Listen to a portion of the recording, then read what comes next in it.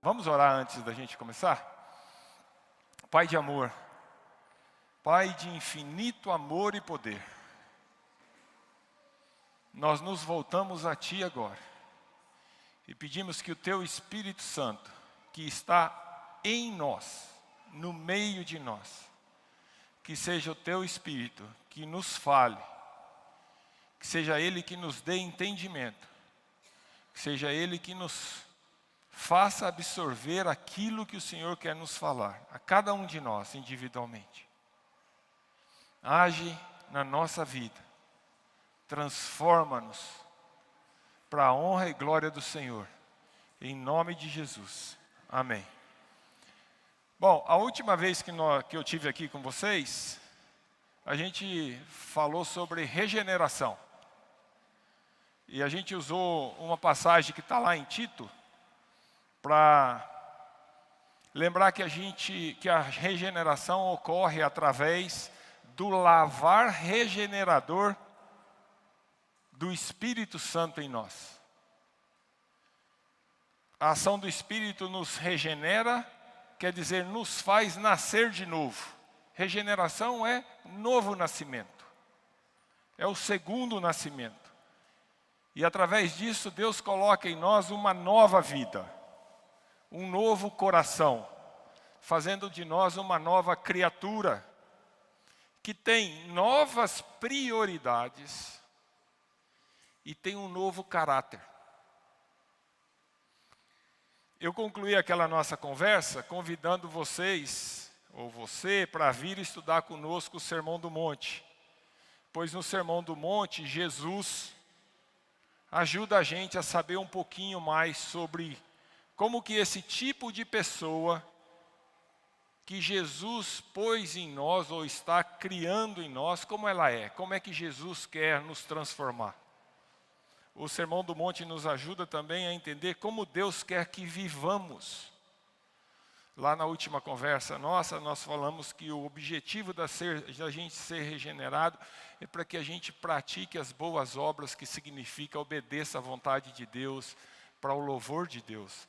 Então, como é que Ele quer que a gente viva isso? Pois bem, hoje, usando a primeira parte do Sermão do Monte, eu quero dividir com vocês para que a gente possa entender um pouco mais quais são as marcas desse caráter que Jesus quer me dar e quer dar a você que aceitou a Jesus Cristo e que foi realmente regenerado. Eu quero ajudar também com esse texto, você e eu, a entender o que é essa transformação, que é capaz de fazer o impossível acontecer, de forma a mudar por completo a nossa noção do que é satisfação, do que é felicidade. Então, vem comigo, nós vamos ler os primeiros versos do Sermão do Monte, que está em Mateus 5, de 11 a 12. Vendo as multidões, Jesus subiu ao monte e se assentou. Seus discípulos aproximaram-se dele. E ele começou a ensiná-los dizendo: Bem-aventurados os pobres em espírito, pois deles é o reino dos céus. Bem-aventurados que choram, porque serão consolados. Bem-aventurados os humildes, pois eles receberão a terra por herança. Bem-aventurados que têm fome e sede de justiça, pois serão satisfeitos. Bem-aventurados misericordiosos, pois obterão misericórdia. Bem-aventurados puros de coração, pois verão a Deus. Bem-aventurados pacificadores, pois serão chamados filhos de Deus. Bem-aventurados os perseguidos por causa da justiça, pois deles é o reino dos céus. Bem-aventurados serão vocês quando por minha causa os insultarem, perseguirem e levantarem todo tipo de calúnia contra vocês. Alegrem-se e regozijem-se, porque grande é a recompensa de vocês nos céus. Pois da mesma forma perseguiram os profetas que vieram antes de vocês. Muito bem, a gente começou o texto e Mateus fala que Jesus se assentou e começou a ensinar os seus discípulos. Então, a primeira pergunta que a gente tira desse texto, e no nosso grupo de estudo, a gente faz muita pergunta, né? E as pessoas que estão conosco no estudo vai ter aqui um condensado do que a gente viu nos nossos primeiros 4 estudos. Mas então, a pergunta que a gente começa a fazer é se Jesus sentou, reuniu o grupo e começou a ensinar, o que Jesus quis ensinar com essa passagem que a gente acabou de ler?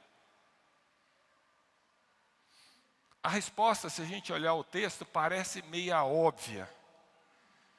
Pois por 9 vezes nesse texto, 9 vezes, Jesus começa seus versos com bem-aventurados. Ou talvez na sua Bíblia aí apareça feliz, felizes.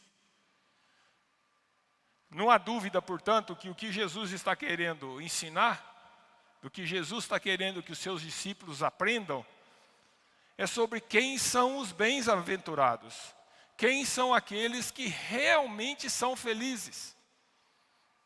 Você quer ser feliz? Vale a pena aprender o que está aqui. Quem está dando a receita é Jesus Cristo. Mas, talvez para a gente aprender um pouquinho mais, né? O que quer dizer essa palavra bem-aventurado, ou que em algumas traduções estão aí como feliz? Uma boa maneira da gente entender o significado disso, e isso vale na Bíblia para muitas coisas, né? A própria Bíblia, através da ação do Espírito Santo em nós, explica a Bíblia. Então, se a gente olhar um pouquinho mais em outros textos, a gente vai entender isso. E tem 2 textos, um em Salmo, muitos de vocês com certeza sabem de cor.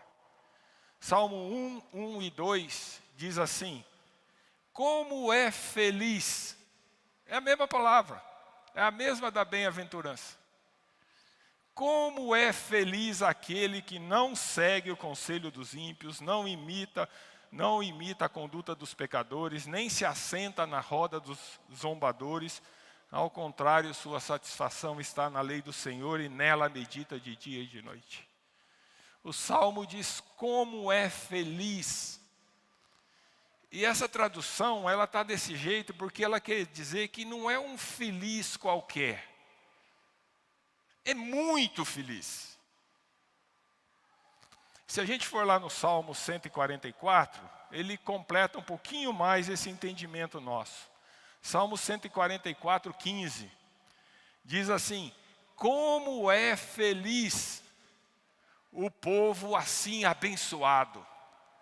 Como é feliz cujo Deus é o Senhor. Feliz aqui nesse segundo salmo que a gente leu, 144, aparece como uma consequência de ser abençoado por Deus. Por isso o bem-aventurado é ser muito feliz em decorrência de ser abençoado por Deus. Não é algo dependente das circunstâncias. É a plena satisfação decorrente de receber bênçãos de Deus.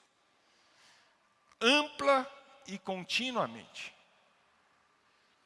Então, entendido o que é bem-aventurado ou esse felizes, vamos voltar para a estrutura do texto que Jesus está ensinando.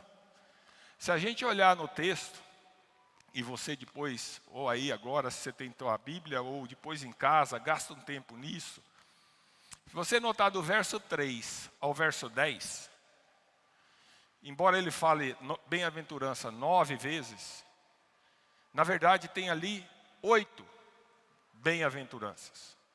Porque a última, que está no verso 9 e 10, no verso 10 e 11, é a mesma bem-aventurança que diz respeito aos perseguidos.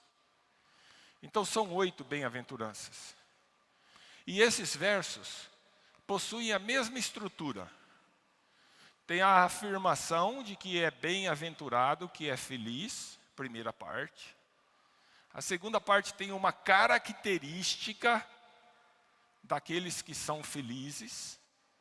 E a terceira parte é a bênção que faz a pessoa feliz. Então, se a gente pegar, por exemplo, o verso 3, bem-aventurados os pobres em espírito, pois deles é o reino do céu. Bem-aventurado é a afirmação. A característica é os pobres em espírito, e a bênção é que é deles o reino dos céus.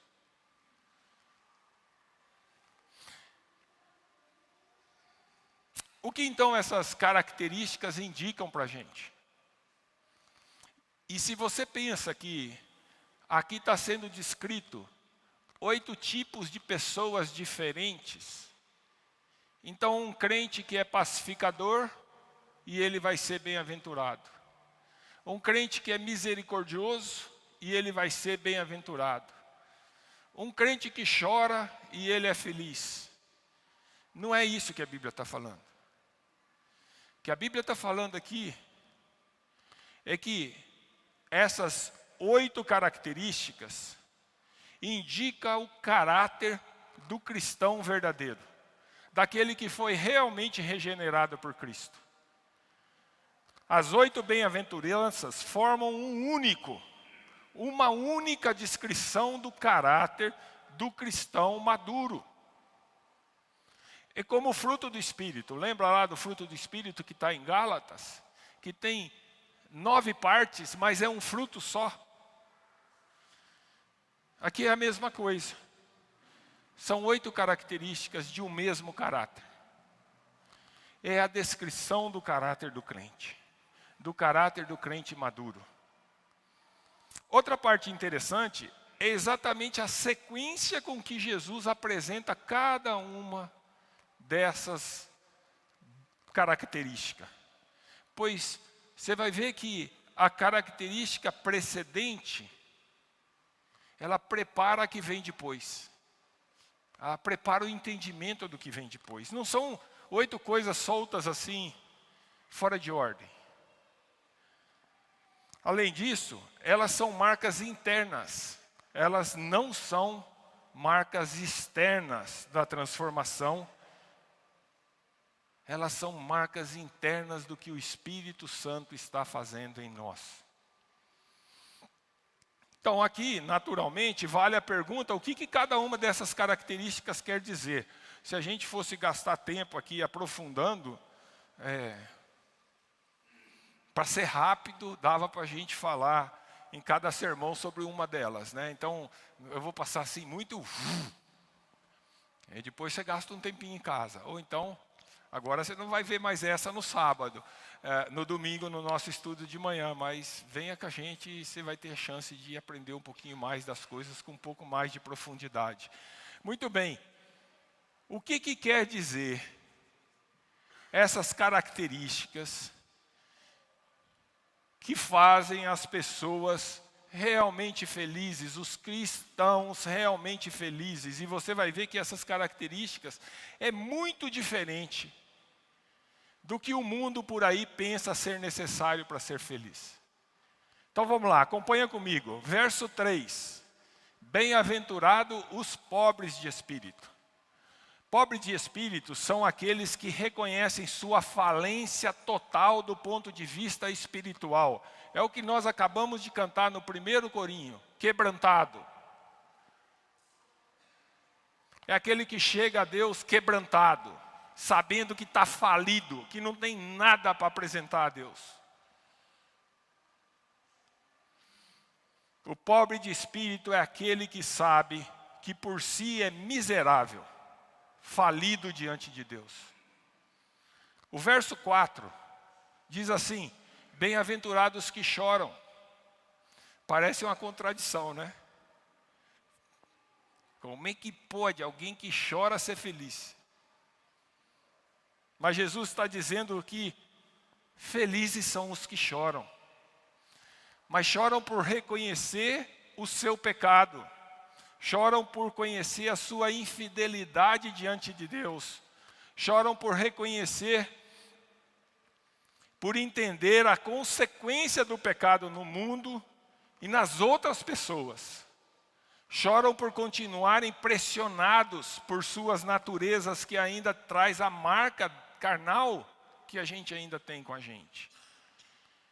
E eles choram como Paulo, na conclusão expressada por ele em Romanos 7, 24, quando Paulo fala assim: miserável homem que sou, quem me libertará do corpo sujeito a essa morte?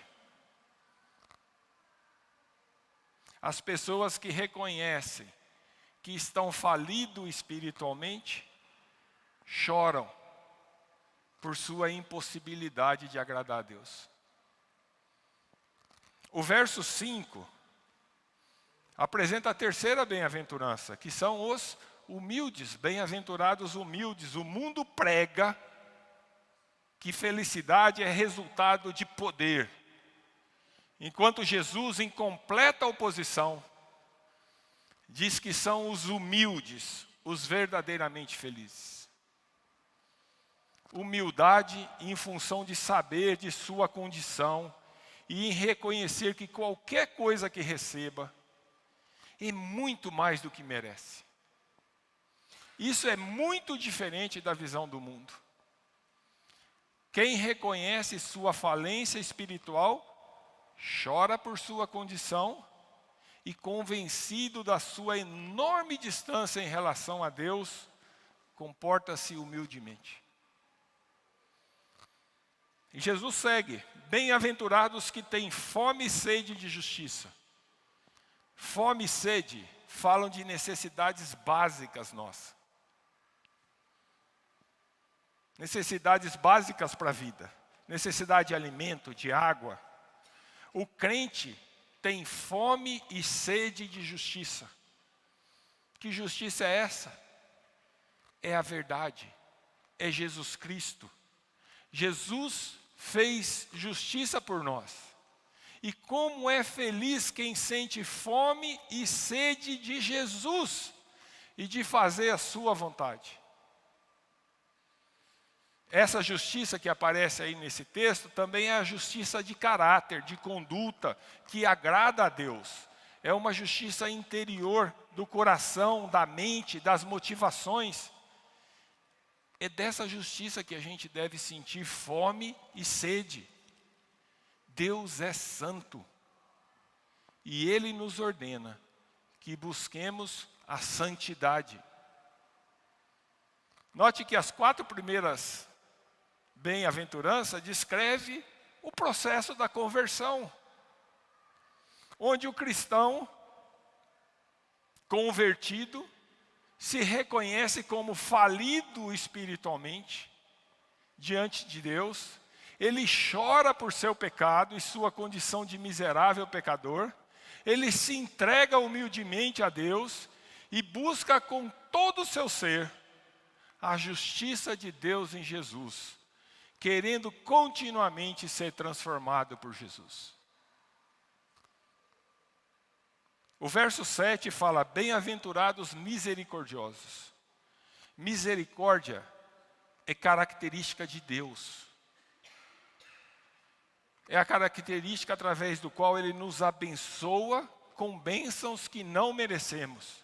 Lá em Neemias 9:31, fala assim: graças, porém, a tua grande misericórdia, não os destruístes, nem os abandonastes, pois tu és Deus bondoso e misericordioso. Misericórdia é marca de Deus. A graça nos livra do castigo merecido. A misericórdia de Deus vai além. Ela nos abençoa com bênçãos que nós não merecemos. É como que o falido que tem uma dívida e o Senhor ou o credor perdoa a dívida. Mas além de perdoar a dívida, dá coisa para ele. Não só quitou a dívida, ainda deu recursos para ele. Graça e misericórdia. Misericórdia é ativa. A misericórdia não é só um sentimento. A misericórdia é o sentimento de piedade, mas também é somada à ação piedosa executada. Tem que resultar em ação. Nada tem mais poder em nos fazer misericordiosos com os outros do que o entendimento verdadeiro da enorme misericórdia que Deus teve e tem para conosco. Verso 8 fala da bem-aventurados puros de coração, ou talvez na tua Bíblia fala os limpos de coração. Lembrar que coração na Bíblia, geralmente, não é a emoção, não é o centro da emoção. O coração na Bíblia, geralmente, é o centro da personalidade. Inclui a pessoa internamente. É o seu interior, é a sua motivação, é o seu centro. E puros quer dizer sincero, sem hipocrisia. Ser puro de coração, então, abrange duas dimensões. A primeira é ser integralmente dedicado a Deus. É diferente daquele que fica entre atender os meus prazeres e atender a vontade de Deus. Que Pedro fala, é como a onda do mar, né, que fica chacoalhando para um lado e para o outro. Os puros de coração são integralmente dedicados a Deus. Salmo 86:11 fala assim: ensina-me o teu caminho, Senhor, para que eu ande na tua verdade. Dá-me um coração inteiramente fiel. Isso que é um coração puro.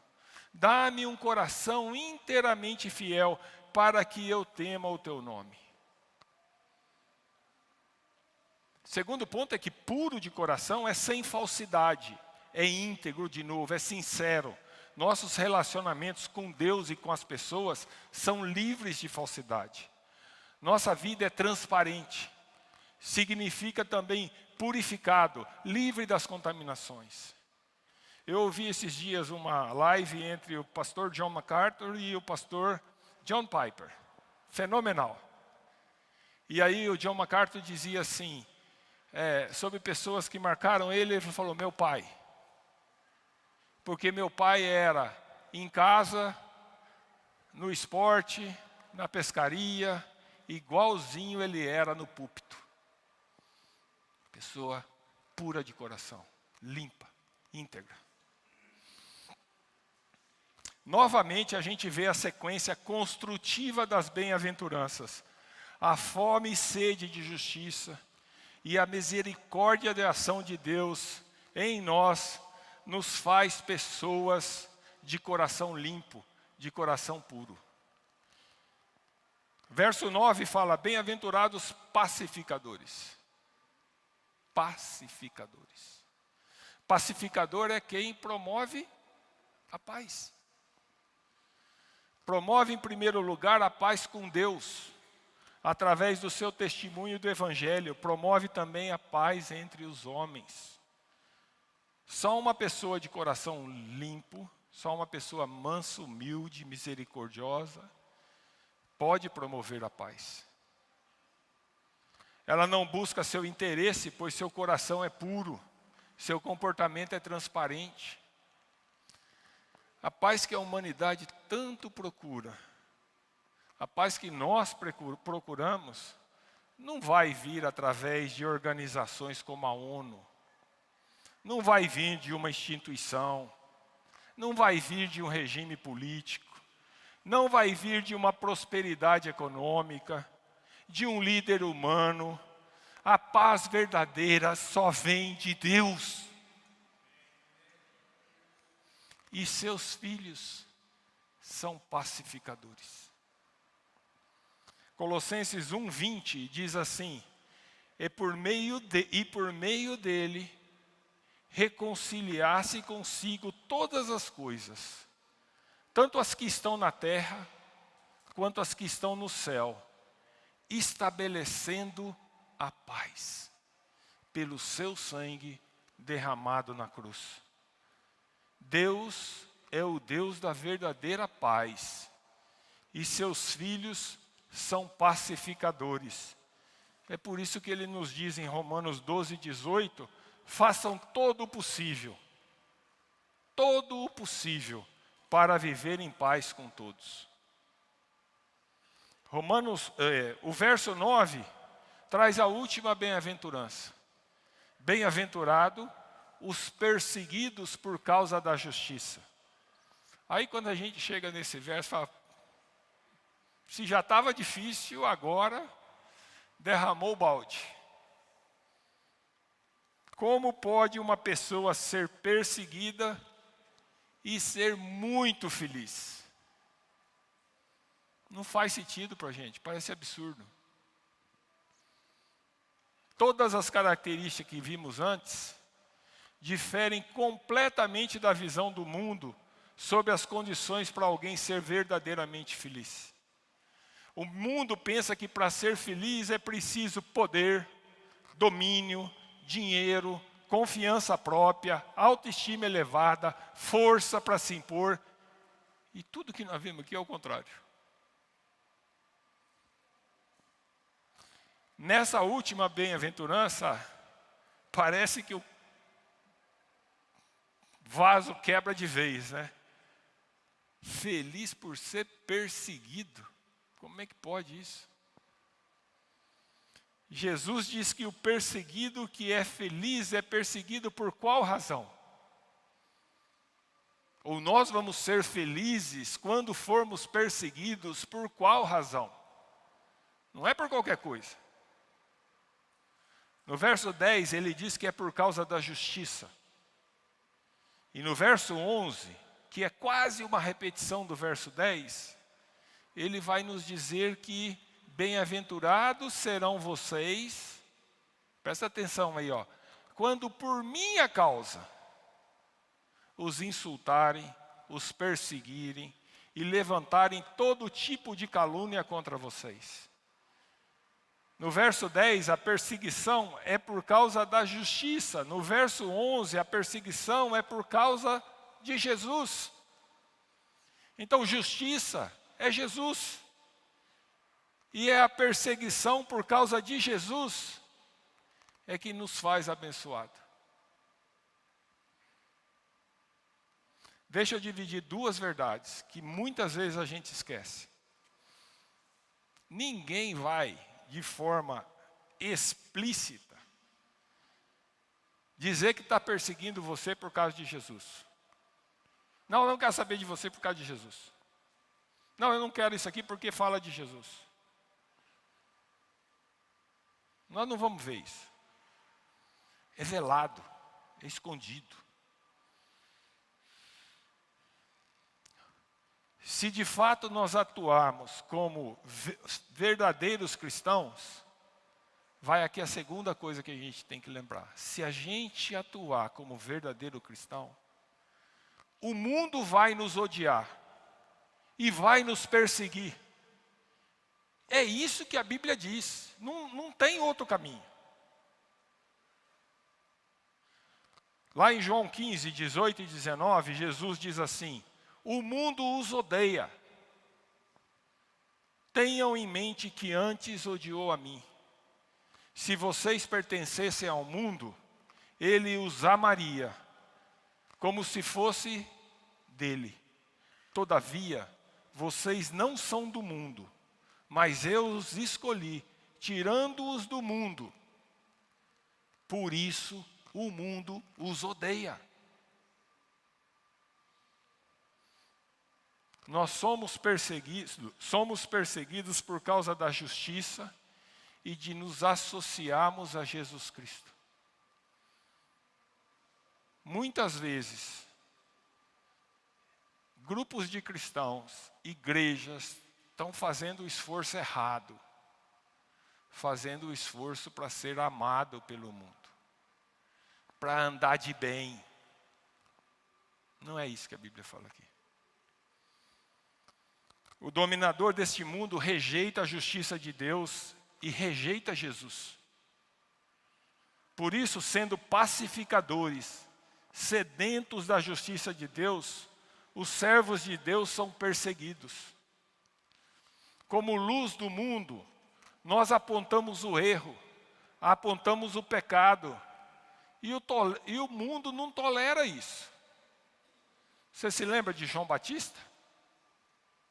Por que ele foi morto? Porque os fariseus perseguiram e mataram Jesus. Porque os profetas e os apóstolos foram mortos. O mundo rejeita o nosso Senhor. E ele descarrega em nós os seus ressentimentos. Ser perseguido, caluniados, insultados por causa da justiça de Deus e por sermos associados a Jesus, é a nossa prova de verdadeira conversão. Pensa um pouquinho nisso. É a prova da nossa atuação ativa na propagação do reino da luz, contra o reino das trevas. E o mundo que vive em trevas não gosta de ver a luz mostrando o erro dele. Por isso o mundo reage. Claramente, se o mundo nos aceita, é sinal que não estamos sendo servos fiéis. Deve estar faltando intensidade na expressão das bem-aventuranças que nós vimos antes. Veja o que Paulo escreve em Timóteo. 2 Timóteo 3,12. De fato, todos os que desejam viver piedosamente em Jesus Cristo, você deseja? Você deseja? Eu desejo. Você deseja viver piedosamente em Jesus Cristo? De fato, todos os que desejam viver piedosamente em Jesus Cristo serão perseguidos. Não é eu que estou falando, não. Nosso amor a Deus e a justiça de Deus resulta na inimizade do mundo e em insulto, calúnia, perseguição contra nós. Pois se somos luz do mundo, a luz mostra que as obras do mundo são más. Mas eu ainda estou devendo para vocês uma resposta de como pode ser feliz uma pessoa que é caluniada, insultada e perseguida. Para isso ficar um pouco claro para vocês, vamos ver as bênçãos que estão prometidas para cada uma dessas características que aparecem nas bem-aventuranças. As bênçãos prometidas para os crentes que foram regenerados, que estão ganhando uma nova vida, um novo caráter, marcado pelas características que a gente acabou de ver. Quais são as bênçãos? Se você der uma olhada aí, no verso 3 e no verso 10, é magnífico isso. No verso 3 é bem-aventurado os pobres de espírito. No verso 10 são os perseguidos. E os dois casos têm a mesma bênção, que é, deles é o reino dos céus. Então são 8 características, 7 bênçãos, porque a primeira bênção e a última bênção é a mesma bênção. E é como se fosse um sanduíche, o pão de cima e o pão de baixo. Ter o reino dos céus, o reino de Deus. Já pensou nisso? E no meio dessas 2 fatias de pão, tem o miolo do sanduíche. Tem as outras bênçãos. Outra coisa interessante da gente notar é o reino dos céus é onde Deus está, é onde Jesus governa. E se você é filho de Deus, se você é servo de Deus, Jesus é o teu Senhor, então o reino de Deus já está em você. Vale a pena você olhar aqui que o reino de Deus é a gente estar na presença de Deus. Essa é a grande bênção, ter o reino de Deus. Ele abre e fecha a lista das bênçãos, dando um sentido de ênfase, de foco. Mas entre elas, no meio estão as 6 outras bênçãos. Vamos dar uma olhada nelas rapidinho? Verso 4. Vocês serão consolados, os que choram serão consolados. Terão o consolo da graça de Deus, o perdão de Jesus e da companhia eterna de nosso Senhor Jesus Cristo. No verso 5, receberão a terra por herança. Está lá os russos brigando com a Ucrânia para poder roubar um pedaço de terra de um que foi tirado do outro, aquela confusão. Nós vamos receber a terra por herança. Que maravilha! Somos co-herdeiros com Jesus Cristo, reinaremos com Ele sobre todo o universo. Só nós seremos os proprietários da terra. Verso 6, diz que nós seremos satisfeitos, ou outras traduções falam, serão fartos. Aqueles que têm fome e sede de justiça serão fartos. Não teremos mais fome, nem sede de justiça, pois a presença de Jesus conosco nos supre de tudo o que necessitamos.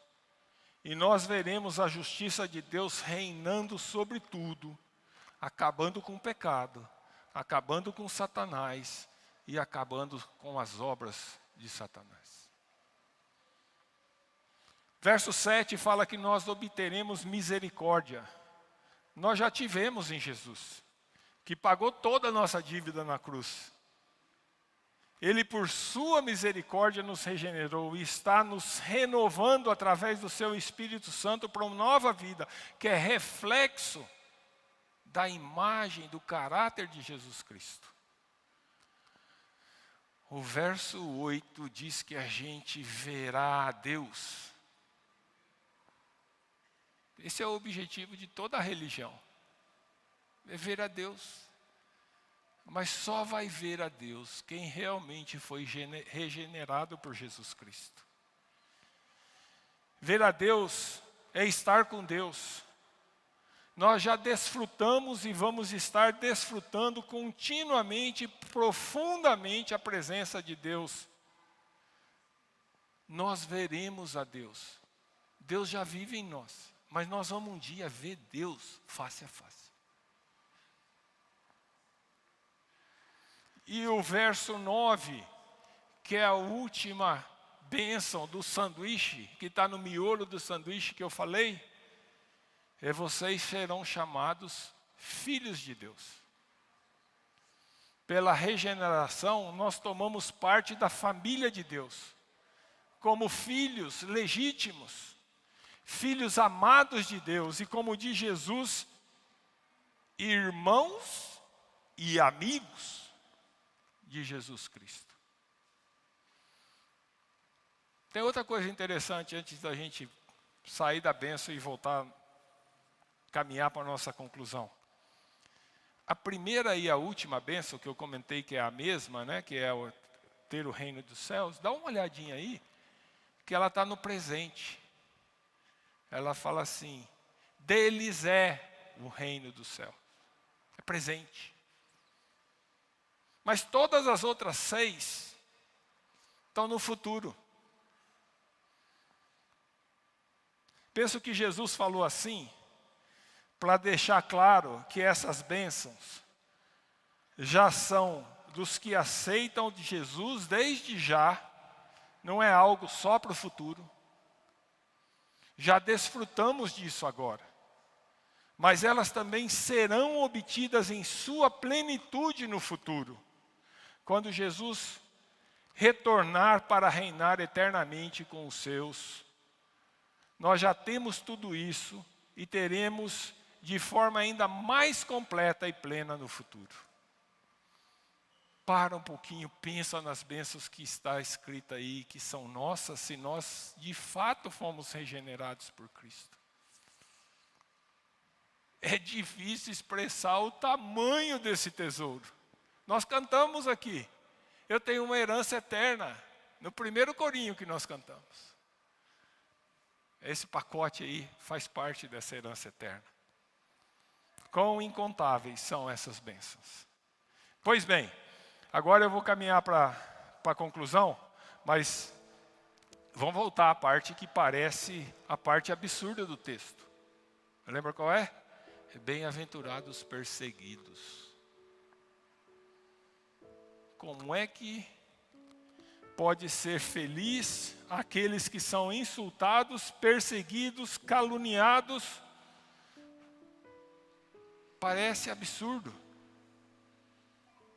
Se a gente olhar lá no verso 11, junto com 12, a gente vai ler o seguinte: bem-aventurados serão vocês quando por minha causa os insultarem, perseguirem e levantarem todo tipo de calúnia contra vocês. Olha o 12. Alegrem-se e regozijem-se, porque grande é a recompensa de vocês nos céus. Pois da mesma forma, perseguiram os profetas que viveram antes de vocês. Aqui não tem apenas a promessa de que você será, como a gente interpretou a bem-aventurança, que você será muito feliz, bem-aventurado na perseguição. No verso 12, tem um mandamento, tem uma ordem. Talvez, para mim, quando caiu a ficha, né? Os novos não entendem mal o que quer dizer isso, mas quando caiu a ficha, talvez um dos mandamentos mais difíceis de todos que estão na Bíblia. Qual que é a ordem? A ordem é: alegrem-se e regozijem-se quando por minha causa os insultarem, os perseguirem e levantarem todo tipo de calúnia contra vocês. Alegrem-se e regozijem-se. Quando a gente tem, e na Bíblia tem várias coisas assim, quando a gente tem uma ordem, que é uma ordem que implica em fazer algo, muitas vezes é difícil, mas eu diria assim, fazer até que parece que é mais fácil. Porque mesmo que teu pai manda, voltando para as crianças aqui, né, a gente na época de criança, o pai mandava fazer alguma coisa, a gente queria jogar bola, não queria fazer aquilo de jeito nenhum. Mas para obedecer o pai, ia lá e fazia. Por dentro estava doido de raiva, né? Queria estar lá no campo jogar bola. Mas obedecer o pai, vou lá e faço. Tem muita coisa na Bíblia que eu acho que a gente faz desse jeito. E até é mais fácil, porque você vai lá e faz. Agora aqui a ordem é diferente.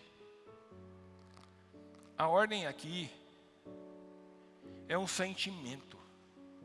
É uma atitude interior. É aqui dentro. É no meio da perseguição, no meio da calúnia que você recebe, no meio do insulto, você se alegrar e se regozijar. Parece para mim assim, é muito mais do que ficar alegre. Não parece impossível? Ah, Deus, aí não, está pedindo demais. Tem jeito. Aí não. Como é que pode isso ser possível? Como é que eu posso atender a esse mandamento?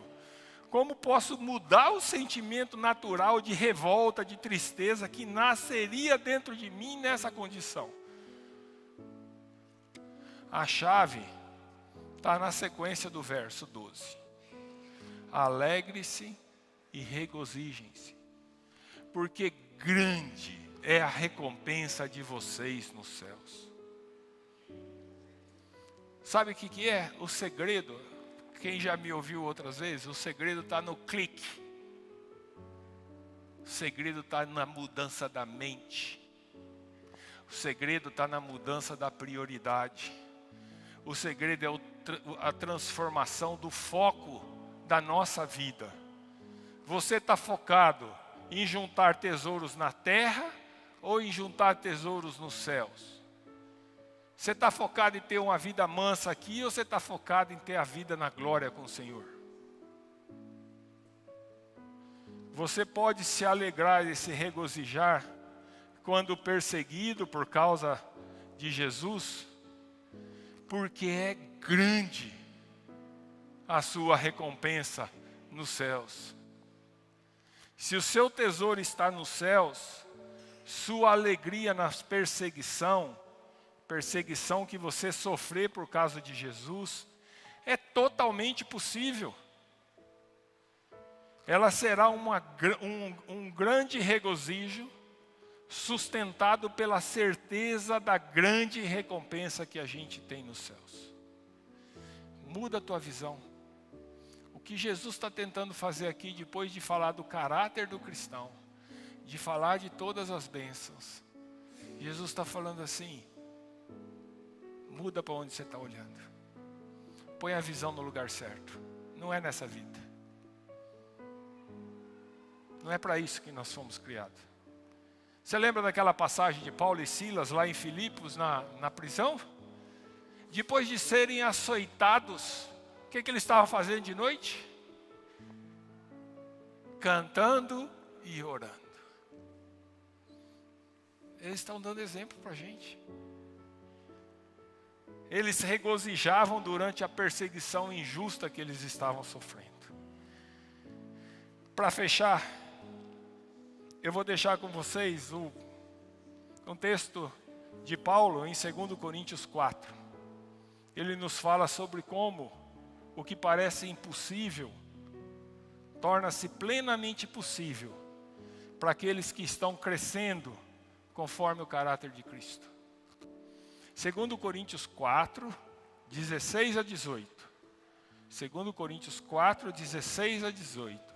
Diz assim: por isso não desanimamos, embora exteriormente estejamos a desgastar-nos, interiormente estamos sendo renovados dia após dia.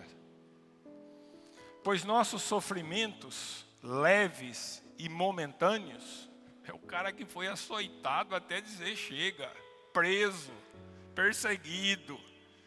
Ele fala assim: os nossos sofrimentos leves e momentâneos estão produzindo para nós uma glória eterna, que pesa mais do que todos eles. Assim, fixando os olhos, não naquilo que se vê, não nas coisas daqui, não na perseguição que você está sofrendo, não na calúnia que você sofreu, não no insulto, não na incerteza, fixando os olhos, não naquilo que se vê, mas no que não se vê, pois o que se vê é transitório, mas o que não se vê, aquele monte de bênçãos que a gente listou ali, e as coisas que estão prometidas como herança eterna para nós, são as coisas que a gente não vê, as coisas que não se vê, é eterno. Esse é o clique. Isso é que Jesus quer fazer em nós. Que a gente pare de olhar para as coisas daqui. Que o nosso foco esteja nas coisas do céu.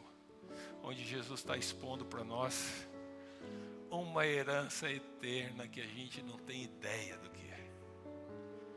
Peço a Deus que desenvolva em nós o caráter do cristão verdadeiro, com as marcas das bem-aventuranças, e que possamos ter os olhos fixos na certeza dessas bênçãos, que nos estão asseguradas, de modo a atuarmos como cristãos verdadeiros, ousadamente, não temendo perseguição, e mesmo quando ela vier, que a gente possa se alegrar e regozijar, seguros de que é grande a nossa recompensa nos céus.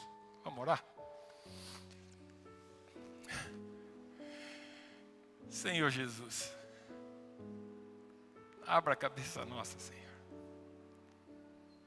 A gente é muito ligado ainda às coisas da terra, mas nós queremos que o Teu Santo Espírito que está em nós tome conta de nós, tome conta do nosso coração, da nossa mente, da gente como um todo. E nos transforme, Senhor, para que a gente possa olhar para as coisas que são eternas, que a gente possa olhar sempre para Cristo, que a nossa esperança esteja única e exclusivamente no nosso Senhor Jesus Cristo. Que a gente tenha coragem, Senhor, de ser aquilo que o Senhor quer de nós aqui. Que a gente tenha os olhos voltados para a grande recompensa que temos nos céus. E com isso, Senhor, possamos te servir de forma íntegra, de forma plena, independente.